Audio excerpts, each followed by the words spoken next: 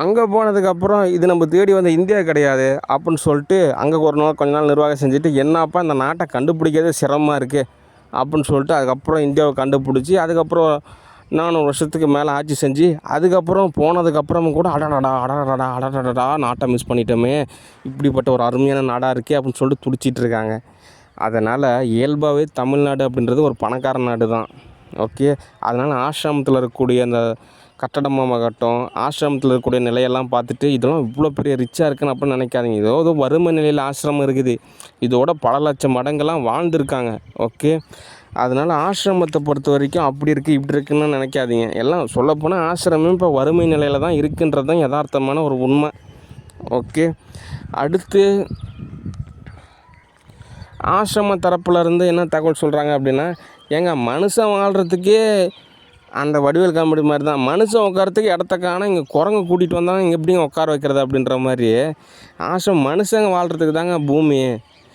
இங்கே மனுஷன் பயிற்சி பண்ணுறதுக்கும் ஆன்மீக நிலையில் முன்னேறத்துக்கும் நிறைய விதத்தில் தோது பார்க்குறதுக்கு தானே இந்த இடம். நீங்கள் அனிமல்ஸுக்கெல்லாம் எப்படிங்க இந்த இடம் அப்படின்ற மாதிரி சொல்கிறாங்க. ஆனால் அவங்க இதை வந்துட்டு வேற ஒரு விதமாக டீல் செஞ்சுருக்கலாம். ஒரு வனவிலங்கு சரணாலயத்தை அமைச்சிருக்கலாம்.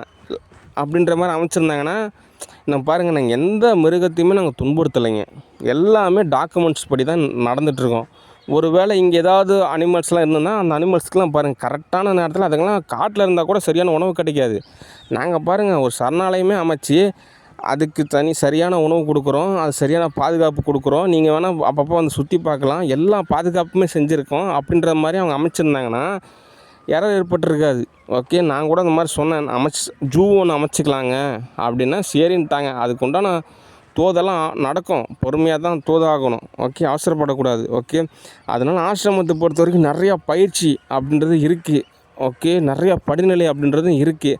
ஆனால் என்ன, வறுமை நிலையாக இருக்கிறனால காசு சம்பாதிக்கிறது அது சம்மந்தமான நிலைக்கே நம்ம போராட வேண்டியதாக இருக்கிறனால, வாழ்வியலோட அடிப்படை வசதிக்கே போராட வேண்டியதுனால அடுத்தடுத்த உயர்ந்த படிநிலையை நோக்கி பயணிக்கிறதுன்றது சிரமமாக இருக்குது. ஓகே. அதனால் நான் மட்டும் என்னங்க பண்ணுவேன்? அதனால் நான் பொறுமையாக தான் ஒவ்வொன்றா செய்கிறதுன்றது தான் எனக்கு தோதாகும். ஓகே. அதனால் ஆசிரமத்தை பொறுத்த வரைக்கும் எல்லாம் பயிற்சி செய்யுங்க.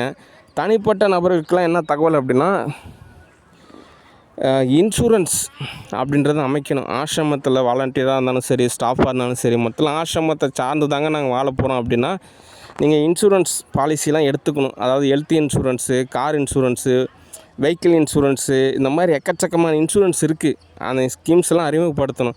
ஏன்னா ஒரு சில வாலண்டியர்ஸ்லாம் என்ன சொல்கிறாங்க, அண்ணா என்னால் இப்படி இருக்குண்ணா, எனக்கு அப்படி இருக்குண்ணா, இங்கே வேலை செஞ்சேண்ணா, எனக்கு இப்படி ஆயிடுச்சுண்ணா, அப்படி ஆயிடுச்சுண்ணா, இதுக்கப்புறம் நான் ஃபேமிலியோடலாம் வாழ்கிறது சிரமம்ண்ணா, இல்லறத்துலலாம் போகிறதுன்னா சிரமம்ண்ணா, ஆசிரமத்தை சார்ந்து தானே வாழணும், ஆனால் என் நிலமை இப்படி இருக்குண்ணா, நான் என்னென்ன பண்ணுறது அப்படின்ற மாதிரி சில பேர் பயந்துக்கிட்டு தயங்கிக்கிட்டு அவங்க ஏதோ ஒரு டீம் மாதிரி அமைச்சிக்கிறாங்க. அவங்களுக்குலாம் என்ன பதில் அப்படின்னா, இன்சூரன்ஸ் பாலிசி உங்களுக்கு ஹெல்த் இன்சூரன்ஸாக ஈஸா ரெஜினேஷன் சென்டரில் இருக்குது, 48 நாள் ட்ரீட்மெண்ட்டு.